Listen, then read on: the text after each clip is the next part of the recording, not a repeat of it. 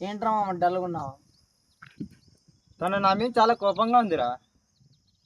అమ్మాయిరా? తనేరా నా మరదలు. రే నా బాధ నీ బాధ కాదరా, తీసుకోరా. ఏంటిరా ఇది? ఇది తాగితే బాధలు పోతాయా? బాధలు పోతాయిరా. అమ్మా తన మనసు కరిగేటట్లుగా లవ్ ఫీలర్ సాంగ్ వేసుకోరా. అంతే అంటావా? ఇదేదో బాగుంది.